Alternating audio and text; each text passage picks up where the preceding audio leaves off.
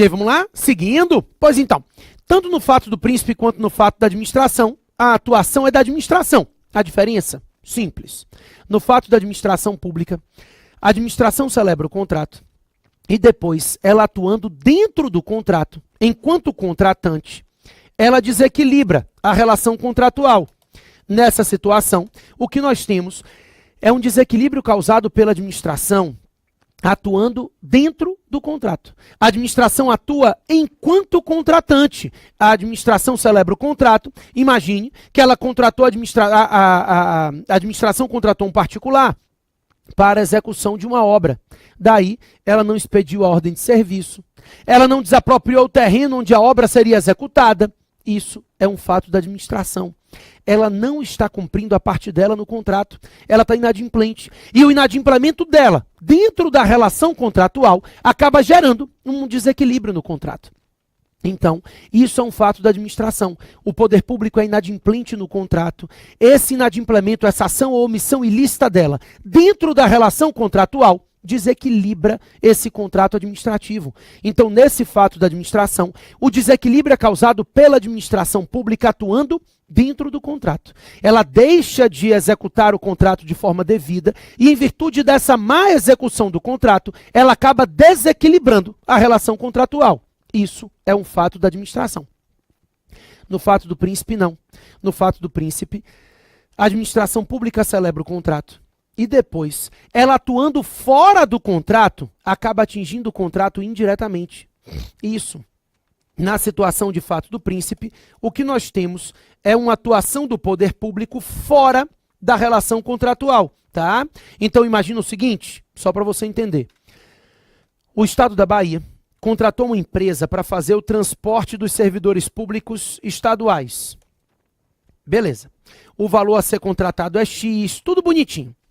Depois que o contrato foi celebrado, já com valor previamente definido, tudo, no bojo da relação contratual, o Estado, por uma necessidade política, triplica a alíquota do ICMS combustível. Pessoal, quando o Estado triplica a alíquota do ICMS combustível, ao triplicar a alíquota de um tributo, ele está atuando dentro do contrato? Não. Essa é uma relação do poder público enquanto Estado mesmo. Enquanto príncipe, enquanto poder público. É a administração atuando enquanto administração. Ela não está atuando na relação contratual. Ela está atuando enquanto administração pública. Nós temos uma atuação do Estado fora do contrato, mas dentro do contexto político, né? O Estado atuando enquanto Estado. Só que essa atuação extracontratual, ela acaba atingindo o contrato indiretamente. Isso é fato do príncipe. No momento que ele aumenta um tributo que incide sobre combustível, ele vai atingir diretamente o contrato de transporte, né? Ele vai onerar a relação nesse contrato de transporte. E aí ele vai ter que reequilibrar os valores fazendo uma revisão de preço. A ideia é de que nessa situação do fato do príncipe, a administração atuando fora do contrato acaba atingindo o contrato indiretamente. Preste atenção que a alíquota de um tributo ser aumentada não é uma atuação do Estado enquanto contratante, é uma atuação do Estado enquanto Estado. E essa atuação extracontratual, ao atingir o contrato indiretamente, gera uma necessidade de revisão do contrato. Isso é fato do príncipe. Tranquilo? Ótimo. Com isso entendido, eu quero ainda que você saiba que quando a gente tratar de contratos administrativos, a lei estabelece como uma das cláusulas necessárias desse contrato, a sua vigência. Então, todo contrato administrativo tem prazo de vigência determinado. O artigo 57 da Lei 8666 regulamenta para a gente que é vedada a celebração de contratos administrativos por prazo indeterminado. Não é uma verdade absoluta, mas é uma verdade para fins de prova, que a princípio não existem contratos administrativos por prazo indeterminado. Todo contrato administrativo, ele deve ser celebrado por prazo determinado. Não é possível que o contrato administrativo seja celebrado por prazo indeterminado, não se admite, tá? A vigência, a duração é necessidade do contrato. A lei, o artigo 57 mesmo, começa dizendo o seguinte: o contrato administrativo tem prazo de vigência que vai coincidir com a vigência do crédito orçamentário, no máximo, tá? Então, como o contrato gera despesa, então esse contrato administrativo deve ter uma duração que não ultrapasse a vigência do crédito orçamentário.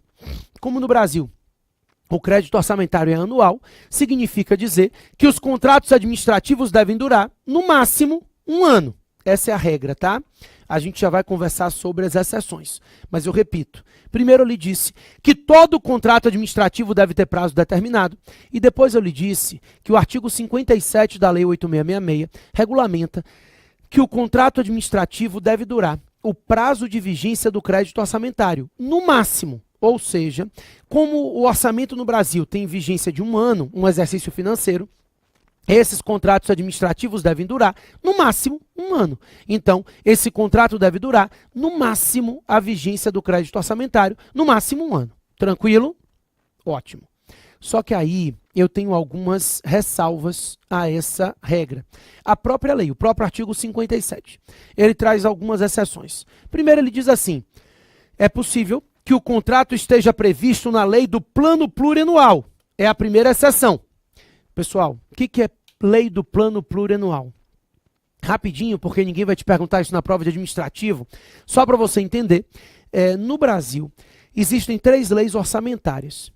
Nós temos a lei orçamentária anual, que é a lei que prevê todas as despesas e receitas no exercício financeiro, né, 1 ano.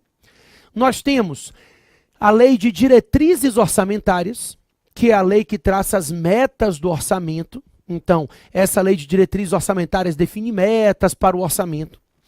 E nós temos a lei do plano plurianual, que é uma lei que prevê as chamadas despesas de caráter continuado. Ou seja, todas as despesas que extrapolam um exercício. Todas as despesas que extrapolam um exercício, nós vamos chamar de lei, vão ter que estar previstas nessa lei do plano plurianual. É uma lei que dura 4 anos, não coincidentes com a legislatura. Então, a lei dura 4 anos e ela prevê todas as despesas que podem durar até 4 anos. Extrapolou 1 ano, né, a despesa vai ultrapassar um exercício financeiro, ela tem que estar prevista nessa lei, na lei do PPA. Essa é a primeira exceção.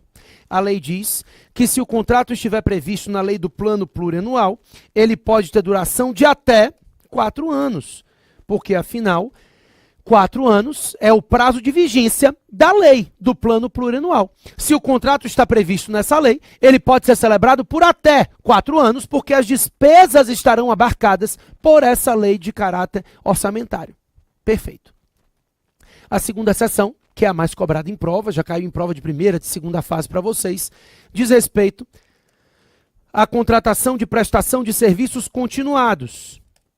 Nesses contratos de prestação de serviços continuados, o que nós temos é um contrato que pode durar, pode ser celebrado e, após todas as prorrogações, chegar a um máximo de 60 meses.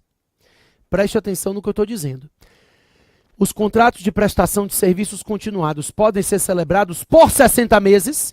Não, não foi isso que eu disse a vocês.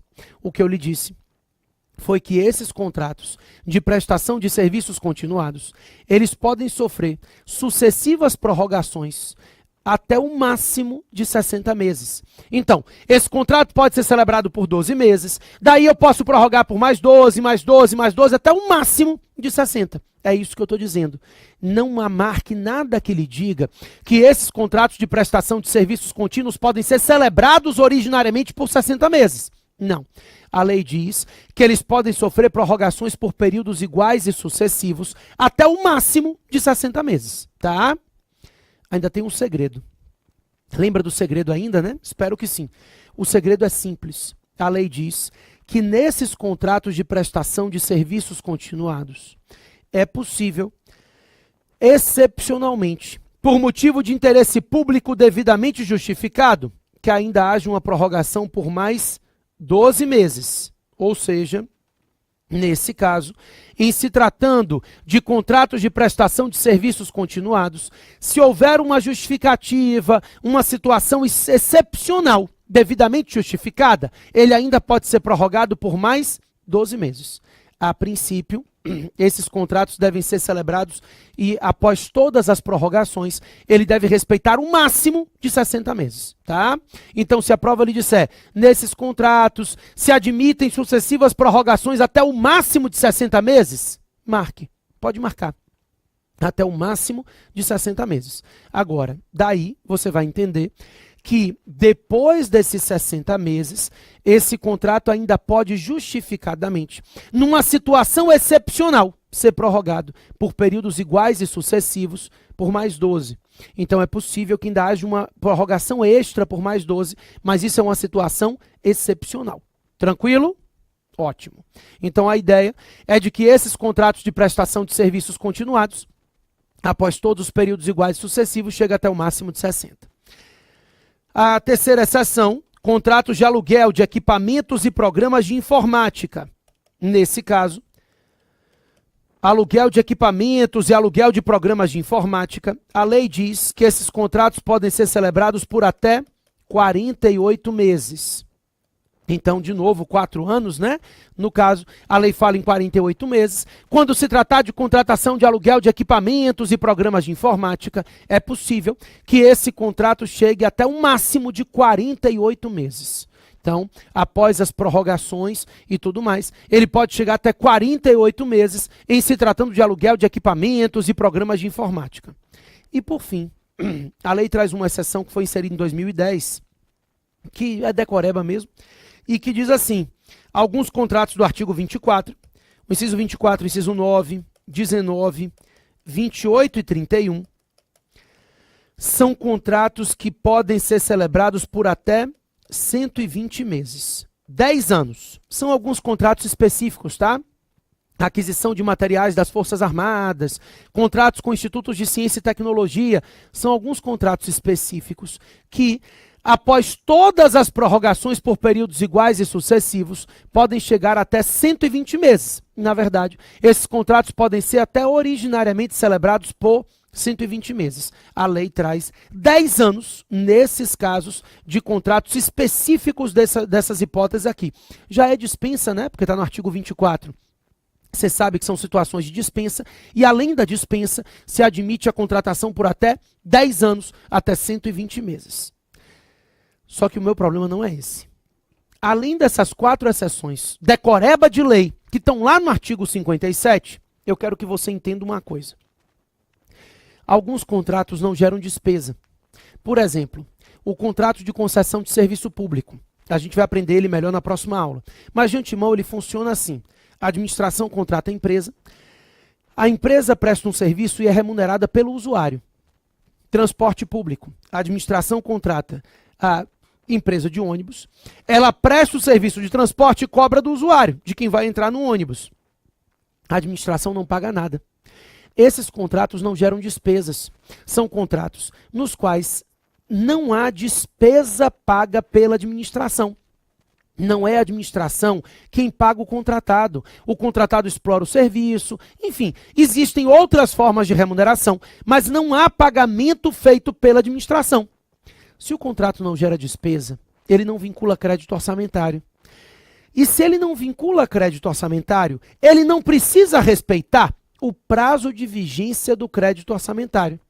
Então significa dizer que esses contratos que não geram despesa podem ser celebrados por prazo indeterminado? Claro que não. Eu lhe disse que não existe contrato administrativo por prazo indeterminado. O que eu estou lhe dizendo é que esses contratos que não geram despesa, eles podem ser celebrados por prazos muito mais longos. Então são contratos celebrados por 10, 15, 20 anos. A ideia é que se o contrato não gera despesa, ele não precisa respeitar o prazo de vigência da 8666, do artigo 57. Porque esse prazo de vigência do artigo 57 diz respeito ao crédito orçamentário. Se esse contrato não gera despesa, ele não vincula crédito orçamentário e, por isso, ele não precisa respeitar esse prazo. Essa é a ideia.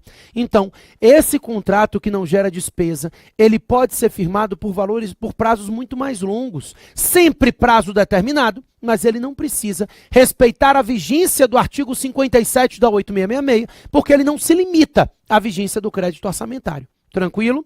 Inclusive, tem que ter prazo mesmo para que o contratado consiga amortizar os investimentos que ele fez para executar esse contrato. Ok? Dentro dos limites regulamentados em lei, é possível que haja prorrogação da relação contratual. Então, a lei prevê a possibilidade de prorrogação do contrato administrativo. Nunca tácita, tá? Não existe prorrogação tácita. Começa por aí.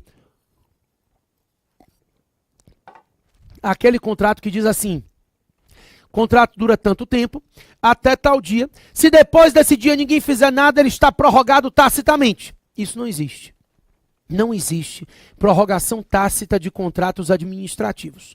O contrato administrativo, ele não pode ser prorrogado tacitamente. A prorrogação, ela tem que ser uma prorrogação expressa. Na verdade, a lei estabelece alguns requisitos para que se admita a prorrogação da relação contratual no direito administrativo. Primeiro, o contrato tem que estar vigente. O primeiro requisito de prorrogação é a vigência do contrato. Não se prorroga o contrato que já acabou.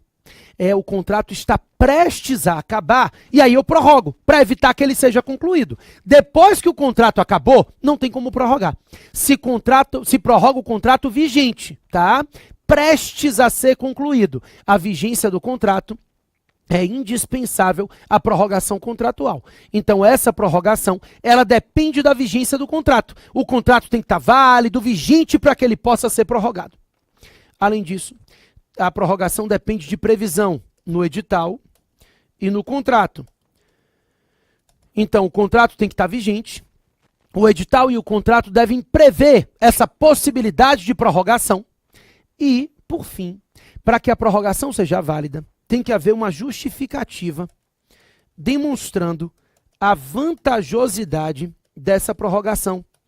Então, a administração pública vai ter que demonstrar que é mais vantajoso prorrogar do que assinar um novo contrato. Então ela faz uma pesquisa de mercado, ela mostra que é vantajosa a prorrogação. Então, além da vigência e além da previsão do edital e no contrato, ela precisa demonstrar a vantajosidade dessa prorrogação. Ela precisa mostrar que a prorrogação é vantajosa. É mais vantajoso prorrogar o contrato do que fazer um novo. Isso ela precisa fazer. Tranquilo? Ótimo. Com isso entendido, pessoal, depois que o contrato administrativo é prorrogado, passa-se então a analisar a possibilidade de extinção do contrato. Só para a gente começando a finalizar a matéria. O contrato pode ser extinto de várias formas. De acordo com a lei, para começar, se espera que a extinção do contrato administrativo se dê de forma natural. A extinção natural é aquela que decorre ou do advento do termo, né, terminou o prazo do contrato, normalmente, ou do cumprimento dos efeitos. Exatamente. Quando eu falo de extinção natural, eu estou falando ou o contrato tinha um prazo para ser concluído, terminou o prazo, o contrato terminou. Você diz, mas todo contrato tem prazo. Mas às vezes o prazo é o prazo máximo. No caso de entrega de bens, por exemplo, e de execução de obra, o prazo colocado no contrato é o prazo máximo de vigência, porque no momento que a obra for concluída, o contrato está extinto. Então entregou a obra, o contrato está extinto. Aquele prazo colocado ali é o prazo máximo que a administração pública pode esperar. Então isso é uma situação diferente, tá? A ideia é de que essa extinção natural, ela pode se dar ou pelo cumprimento do prazo, terminou o prazo, prestação de serviço, não termina nunca, né? Então vai acabar quando acabar o prazo. Ou nas situações em que o contrato tem um objeto a ser concluído, se cumprir o objeto, dentro do prazo, obviamente, mas cumprir o objeto, o contrato está extinto também. Então ele foi extinto pelo cumprimento do objeto, a entrega de uma obra, a entrega de um bem. Nesse caso, o prazo colocado na relação contratual não é um prazo final, peremptório, é o prazo máximo. A entrega tem que ser feita antes do término do prazo. Também, o contrato administrativo pode ser extinto pela anulação. É possível que ele não consiga sua extinção natural. Ele vai ser anulado se esse contrato tiver um vício originário de ilegalidade. Então, verificou-se que o contrato foi celebrado ilicitamente. Enxergado o vício de ilegalidade, ele será anulado. seja pela administração, seja pelo judiciário, não importa. O vício de ilegalidade no contrato, um vício originário, né, verificou-se que o contrato é ilícito, esse vício de ilegalidade enseja a anulação da relação contratual. Então, como o contrato tem um vício originário de ilegalidade, ele vai ser anulado necessariamente. Deixa eu te falar uma coisa. A anulação, ela gera alguns aspectos que eu quero que você tome cuidado. Primeiro, o vício na licitação induz o vício no contrato. Celebrado o contrato, está sanado o vício da licitação? Não. O vício no procedimento licitatório induz o vício no contrato. Se a licitação foi viciada, ou se o vício decorreu do fato de que não houve licitação de forma indevida, enfim, o vício na licitação induz o vício no contrato necessariamente. Tá? Se a contratação é viciada, se a licitação é viciada, o contrato dela decorrente também é nulo e deve ser anulado. Segundo, se o particular contratado não tiver dado causa à nulidade, ele tem direito a ser indenizado por todos os prejuízos causados a ele. Tá? Então, se esse particular está de boa fé e ele não contribuiu para a nulidade do contrato, ele tem direito a ser indenizado por todos os danos causados. Além disso, o contrato pode ser extinto pelo desaparecimento do contratado. O desaparecimento do contratado é uma hipótese de extinção contratual. Contratei uma empresa, ela faliu, a falência, o falecimento, no caso de pessoa física, né? Então, esse falecimento da pessoa física, a falência da pessoa jurídica, esse desaparecimento do contratado, também gera extinção contratual. E, por fim, a extinção do contrato pode se dar por meio de rescisão. Aqui a gente chama tudo de rescisão. Não tem rescisão, resilição, resolução, não. Tudo rescisão. E são 4 hipóteses de rescisão do contrato administrativo. A primeira, todo mundo sabe, é o que a gente chama de rescisão unilateral. O contrato pode ser rescindido unilateralmente. Por quê? Ou porque o particular contratado é inadimplente, ou porque não há mais interesse público na relação do contrato. Então, quando se tratar de rescisão unilateral, a gente sabe que a rescisão unilateral pode se dar por inadimplemento e também que a rescisão unilateral pode se dar por motivo de interesse público, sempre feita pelo administrador, né? E aí eu te pergunto, e se a administração for inadimplente? O particular pode rescindir o contrato unilateralmente? Nunca, nunca. O que você aprendeu na primeira aula comigo é que se a administração for inadimplente por mais de 90 dias, o particular pode suspender a execução do contrato. Não vai me pagar não? Também não faço mais nada. Isso ela pode fazer. Suspender a execução do contrato. Exceção de contrato não cumprido. Rescisão, de jeito nenhum. Se a administração for inadimplente e o particular quiser rescindir o contrato, esse particular vai ter que rescindir o contrato na via judicial. Pessoal, rescisão unilateral é cláusula exorbitante, é garantia dada à administração. Então, se a administração for inadimplente e o particular quiser rescindir o contrato embasado no inadimplemento do poder público, ele vai ter que ir ao judiciário, propor uma ação judicial e requerer judicialmente a rescisão do contrato.